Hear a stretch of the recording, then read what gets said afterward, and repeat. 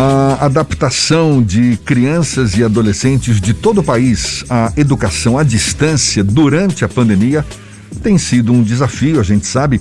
E para estudantes que têm dislexia, que é um distúrbio genético que dificulta o aprendizado e a realização da leitura e da escrita, as barreiras são ainda maiores.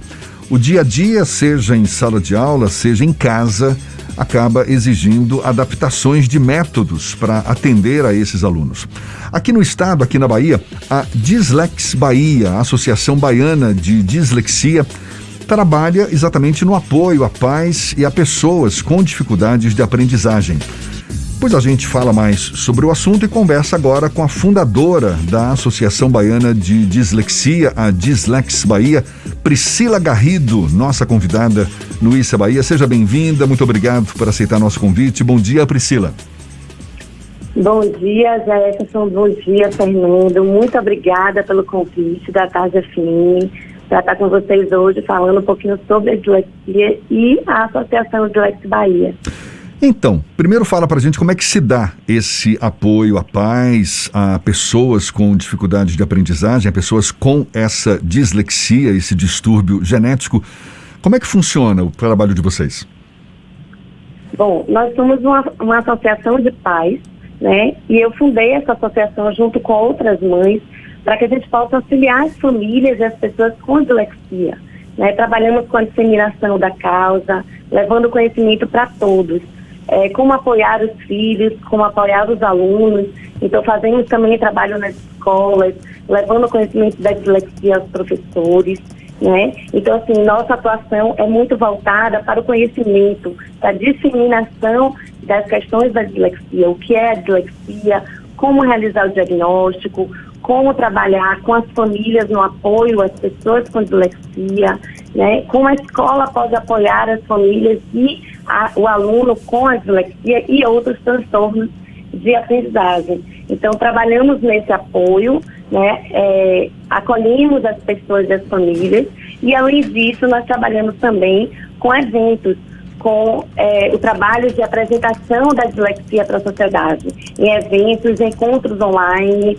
Temos lives quinzenais no nosso canal do YouTube e no Instagram, e também fazemos eventos tanto online quanto presenciais. Agora, na pandemia, a gente está nos eventos online por enquanto, né? Então, nosso trabalho é muito em cima da questão da disseminação. E também trabalhamos com fomento para políticas públicas, para que a gente possa ter direitos, né? As pessoas com dislexia tenham seus direitos assegurados.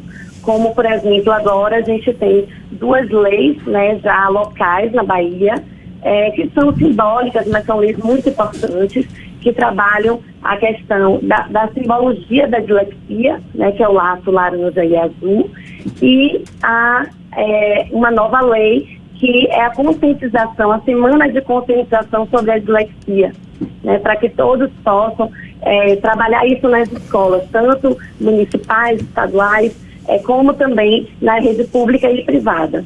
Como é que você avalia, Priscila, a capacidade das escolas de lidar com essa situação? Tudo bem que muitas escolas ainda estão no formato remoto, formato online, mas mesmo nessas condições, com alunos que têm essa dislexia, você avalia capacitação, você identifica capacitação nas escolas para lidar com essa situação? Olha, isso realmente é a nossa grande questão hoje. É muito difícil a gente identificar realmente os professores capacitados, né? Então, assim, não é algo que faz parte da formação desses professores, né? É algo que muitas vezes eles não sabem como lidar na sala de aula, justamente por essa falta de informação, né? Então, em função disso, nós justamente trabalhamos essa questão das políticas públicas para que esses professores sejam capacitados e também levamos às escolas o conhecimento sobre a causa, sobre como identificar, como perceber, por exemplo, que uma criança ou um aluno possa ter um transtorno de aprendizagem, porque assim, o que acontece? Muitas vezes a criança está passando por uma dificuldade temporária. Então, isso é identificado, mas a porta de entrada é o professor. Então, o professor precisa perceber, existem alguns sinais da dislexia, eles podem identificar esses sinais e orientar os pais a fazer um encaminhamento adequado para o diagnóstico e, em seguida, a intervenção dessa criança, desse aluno. E hoje a gente identifica que isso acontece muito pouco nas escolas, tanto nas públicas quanto nas privadas. Então, os professores, eles não têm ainda esse conhecimento do que é, como pode, quais são os sinais no fundamental, no ensino médio, até no infantil, que possam identificar que aquela criança é uma criança de risco para a dislexia ou outros transtornos de aprendizagem, como, por exemplo, a descalculia, que tem a ver com a matemática. Então, tudo isso, né, acaba gerando realmente um problema dentro da sala de aula, em como lidar. E essas crianças acabam sendo marginalizadas, elas acabam sendo taxadas como preguiçosas, como desmotivadas, até mesmo como crianças que não têm um nível intelectual adequado, o que não é correto. Priscila, como é que funciona essa articulação entre escola e pais para auxiliar no diagnóstico e tratamento de uma criança com dislexia? Pronto, então, o diagnóstico, ele deve ser feito de forma multidisciplinar, por uma equipe especializada e capacitada, tá? Então, o que acontece? Essa equipe, ela vai identificar na criança, através de alguns testes, se essa criança, ela tem, ou adulto, pode ser feito também enquanto adulto, se essa pessoa, ela realmente tem algum transtorno de aprendizagem, né? Então, o papel da escola é muito importante no olhar, no professor poder, dentro da sala de aula, identificar aqueles alunos que possivelmente tenham um transtorno de aprendizagem e poder orientar e encaminhar esse aluno. Porque o primeiro passo é a identificação, o primeiro passo é o diagnóstico. Eu digo que o diagnóstico, ele é libertador, ele é algo que é ponto de partida, ele não é um rótulo. Ele é algo que, a partir deste ponto, serão possíveis intervenções, serão possíveis estimulações de uma equipe de profissionais capacitados para isso. E o ponto de partida é onde? A observação dos pais, em casa, no apoio escolar, mas principalmente dos professores na escola, para que possam identificar possíveis sinais e direcionar aquela criança. Qual foi a sua motivação nesse processo de criar uma instituição para dar suporte a crianças e as famílias de crianças com dislexia? Como funcionou esse start para você, Priscila? Pronto, começou comigo, que eu tenho 2 filhos, e o meu filho caçula, ele hoje está com 15 anos, mas quando ele estava com em torno de 5 a 6 anos, a gente começou a identificar algumas questões que são sinais precoces, vamos dizer assim, iniciais da dislexia. Então, ele começou com realmente questões em relação à memorização, memória de curto prazo. Ele não conseguia gravar facilmente as cores.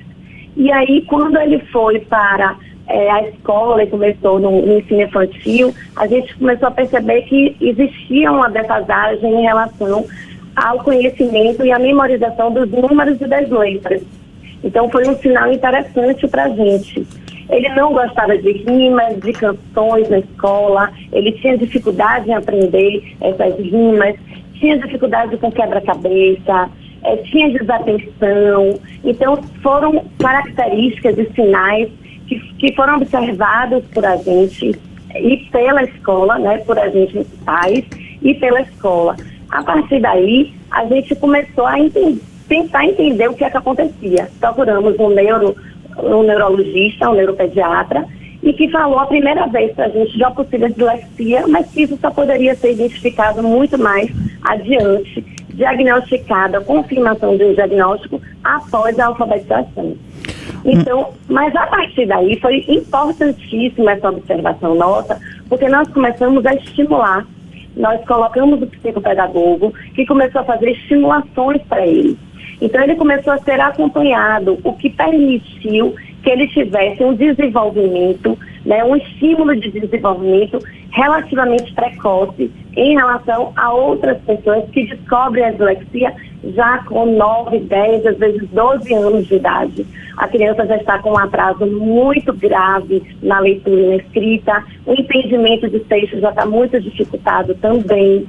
Então, com essa experiência nossa, positiva, e também com a experiência negativa em relação a procurar especialistas, quem é que pode fazer diagnóstico, qual escola é melhor para que ele possa se adaptar, enfim, todos esses questionamentos que surgiram na família, nós buscamos, né, outras mães que estivessem passando pela mesma situação, para que a gente pudesse trocar ideias. E aí eu fundei junto com essas mães iniciais a Dislex Bahia, que é a Associação Baiana de Dislexia. Então, a partir da nossa experiência, e para que a gente possa levar isso à comunidade, para que a gente possa levar isso a outros pais, e esses pais realmente sejam direcionados, sejam acolhidos, porque muitos pais chegam muito, com a autoestima também baixa, a criança já com muito tempo de defasagem na leitura escrita, né? E aí vem a questão também emocional da criança. Então, em função dessa nossa experiência, que é uma experiência muito semelhante de todos os pais com filhos com transtornos de aprendizagem, como a dislexia ou a descalculia, então nós resolvemos fundar a associação e ajudar novas famílias, ajudar novos pais. E hoje nós também ajudamos novos adultos que chegam para a gente com dislexia ou com suspeita de dislexia, querendo entender o que é esse universo. O trabalho que vocês fazem é extremamente importante, Priscila, mas existe algum tipo de amparo na rede pública de saúde e também de ensino para lidar com essas questões, ou esse é um grande problema de quem tem dislexia e que não tem acesso a serviços de saúde alternativos ou privados? Olha, isso é um grande desafio realmente. O que nós percebemos hoje é que existem movimentos para que isso aconteça, mas de fato, hoje, se uma criança na escola pública, por exemplo, ela não tem esse amparo na escola, porque o professor ainda não tem esse conhecimento, não tem a capacitação da dislexia dentro da formação do professor, né? Enquanto profissional, ele não vai ter condição de passar isso, identificar isso dentro da sala de aula. Aí a gente está indo para o lado da educação. Hoje, no lado da educação, nós temos um projeto de lei que está tramitando no Senado, né, mas que ele tem 12 anos em tramitação ainda, que é um projeto de lei federal, o 3517/19, que esse projeto de lei, ele vai estabelecer um programa de acompanhamento integral para educandos com dislexia. Então, é um projeto muito importante para a gente, né? E que em breve, muito em breve, vai para votação no Senado. E nós estamos torcendo para que ele seja aprovado. A nível local, nós temos hoje muitas ações sendo encaminhadas, muitos projetos de lei, alguns projetos de lei, inclusive projetos de lei aqui na Bahia, encaminhados para a formação e capacitação desses professores da rede pública. Porém, eles ainda não são leis, né? Então, a gente ainda não tem como trabalhar em cima de uma execução dessas leis. Nós sentimos hoje muita dificuldade. As escolas trabalham com a inclusão, mas a inclusão de forma geral, né? É o direito de todo aluno, que todo aluno tem na inclusão. Então, eles trabalham de uma forma muito ampla, mas não existe ainda, por exemplo, um trabalho específico para os transtornos de aprendizagem. Priscila. Né? Então, o aluno é colocado numa sala complementar, num horário complementar, mas como inclusão de uma forma geral, com outros tipos de transtornos. Para a gente encerrar, Priscila, como é que as pessoas, os interessados em geral, podem ter acesso à Dislex Bahia, a Associação Baiana de Dislexia? Pronto. Nós temos nosso site, o www.dislexiabahia.com.br. Lá temos muitas informações e um canal de contato também. E estamos no Face, no Instagram e no YouTube. Tem vários vídeos para quem quer conhecer melhor, um pouco melhor sobre o nosso trabalho e sobre a dislexia no @DislexiaBahia.